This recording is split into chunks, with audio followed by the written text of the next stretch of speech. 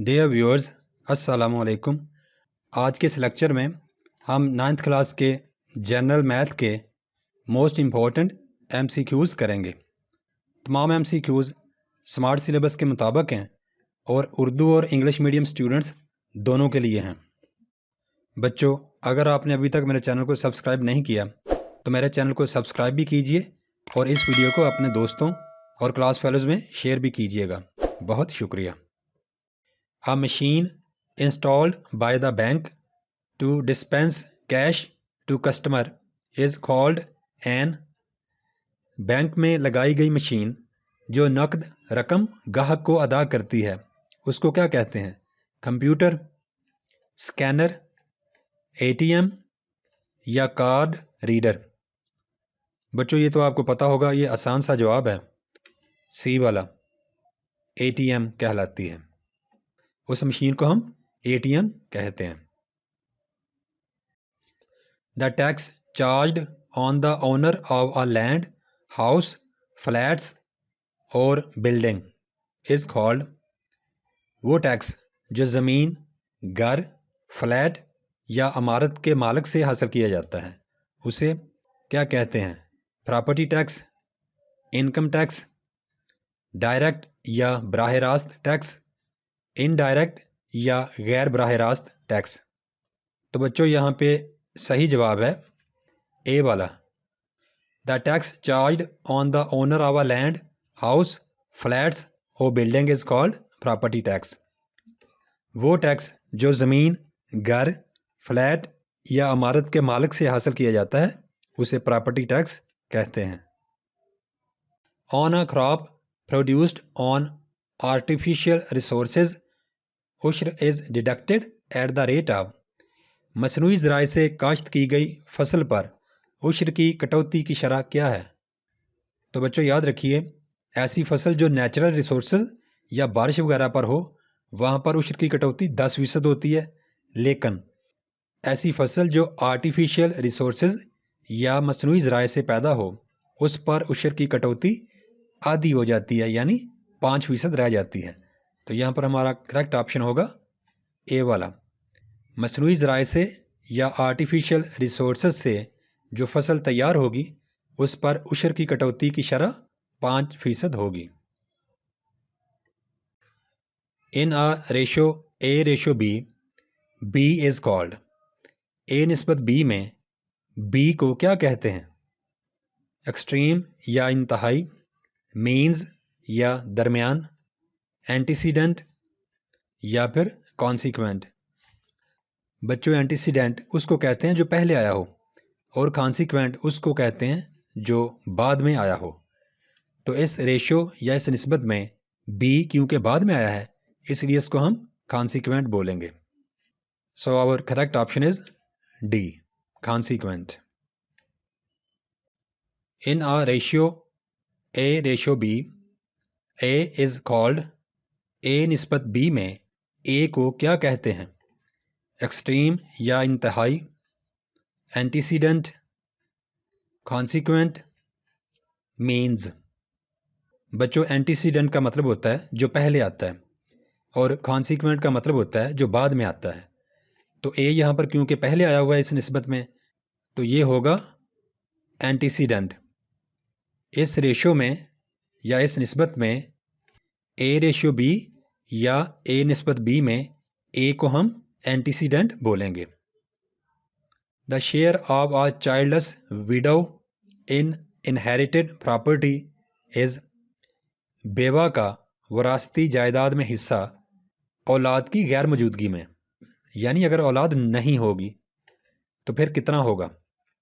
1/4 यानी चौथा हिस्सा, 1/8 यानी 8वां हिस्सा, 1/3 यानी तीसरा हिस्सा या 1/2 आधा हिस्सा? तो बच्चों, करेक्ट ऑप्शन होगा ए वाला। बेवा का वरासती जायदाद में हिस्सा औलाद की गैर मौजूदगी में 1/4 या चौथा हिस्सा होगा। In a proportion A ratio B proportion C ratio D, A and D are called। A निस्बत B तनासब C निस्बत D में ए और डी यानी दोनों बाहर वाली ये जो रकूम है, इनको क्या कहते हैं? एक्सट्रीम या तरफैन, मीन्स या वस्तैन, एंटीसीडेंट या कॉन्सिक्वेंट। बच्चों याद रखिए, जब भी तनासब दी होगी तो बाहर वाली जो रकूम होंगी या एलिमेंट्स होंगे, यानी इन सब में बाहर वाले हैं ए और डी, इनको हम तरफैन या एक्सट्रीम बोलते हैं। तो यहाँ पर हमारा करेक्ट ऑप्शन होगा ए वाला।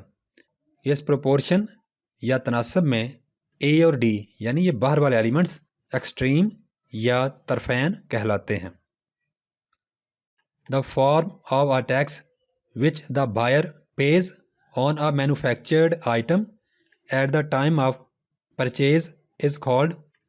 किसी तैयार की गई चीज़ पर एक ख़रीदार ख़रीद के वक्त जो टैक्स अदा करता है उसे क्या कहते हैं?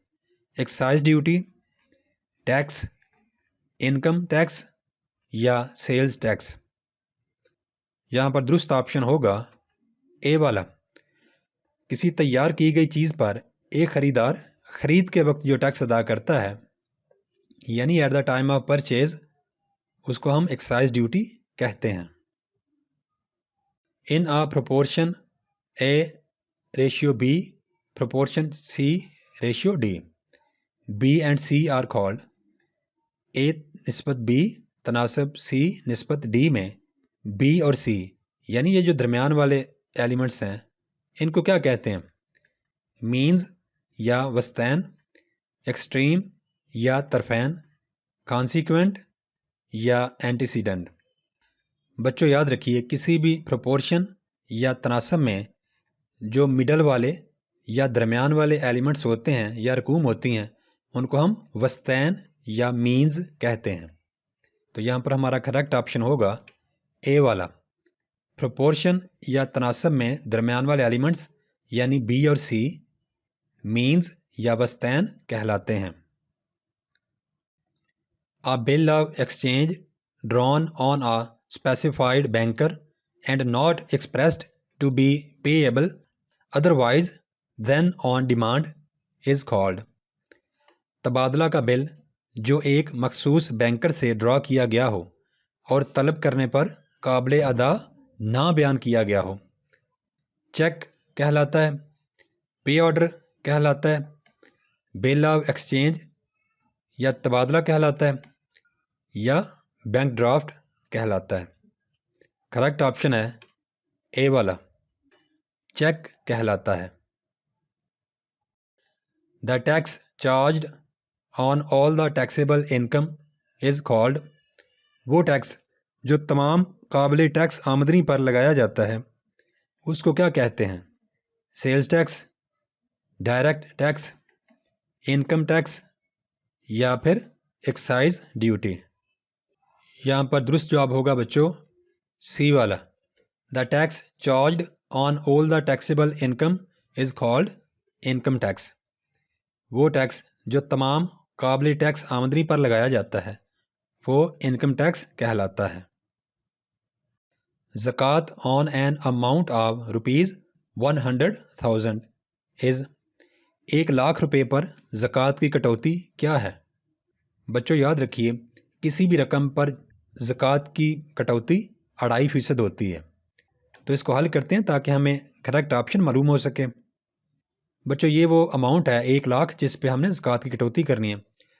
तो इस अमाउंट पर ज़कात की कटौती की शरह होगी 2.5%। अब फ़ीसद बराबर होता है 1/100 के, तो हमने लाख को वैसे ही लिखा मल्टीप्लाइड बाई 2.5 और परसेंट या फ़ीसद की जगह पे हमने 1/100 लिख लिया या 1/100 लिख लिया। अब इसको आप कैलकुलेटर की मदद से जब हल करेंगे तो आपके पास 2500 या 2500 जवाब आएगा। तो यहाँ पर हमारा करेक्ट ऑप्शन ए वाला होगा। ज़कात on an amount of ₹100,000 is 2,500।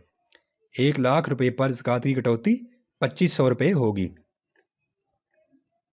Lowest form of 75:95 is. 75 निस्बत 95 की आसान शक्ल क्या है? इसको हल करते हैं ताकि करेक्ट ऑप्शन मालूम हो। बच्चों ये हमारे पास रकम है 75 निस्बत 95। अब ये दोनों रकूम 5 पर डिवाइड हो सकती हैं, तो 5 पर डिवाइड करते हैं। हमारे पास आ गया 15 5 times are 75 and 19 5 times are 95। तो हमारे पास 15 और 19 आ गया।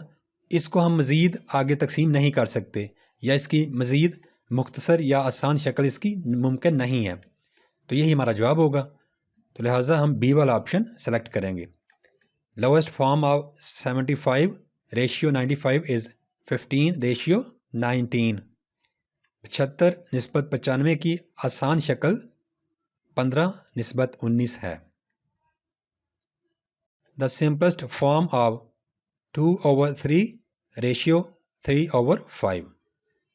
2/3 निस्बत 3/5 की आसान या मुख्तसर तरीन शक्ल कौन सी है? इसको बच्चों हल करते हैं ताकि हमें सही आंसर मालूम हो। ये हमारे पास रकम है जी, बहुत ही आसान तरीका है। क्रॉस मल्टीप्लाई करना है इसको या ज़रबे चीले पाई, यानी यहाँ पे 2 और 5 आपस में मल्टीप्लाई हो जाएंगे, जबकि 3 और 3 आपस में मल्टीप्लाई हो जाएंगे। इसको बोलते हैं क्रॉस मल्टीप्लिकेशन। तो हमारे पास आ जाएगा 10 निस्बत 9 या 10 ratio 9। So A will be our correct option, 10 निस्बत 9, 10 रेशियो 9।